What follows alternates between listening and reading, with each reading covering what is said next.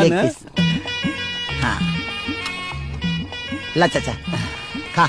ए बाबू पियजुओ न देबा। हाँ हाँ दे रे दे दे दे दे दे हने दे हने दे।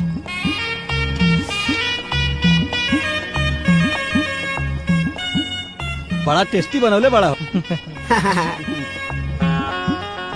ए बाबू आए मुर्गवा में 2 गो लेग पीस होला, हाई 1 गो देले हवा।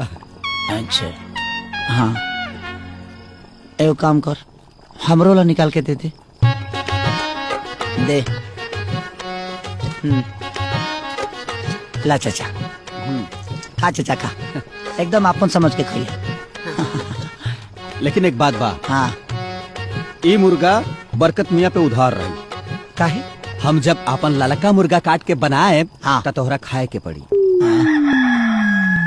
दादा ना चाचा बात ऐसा बना, हम सोचा था कि छोड़िए दी, बहुत महंगा मुर्गा हो गया।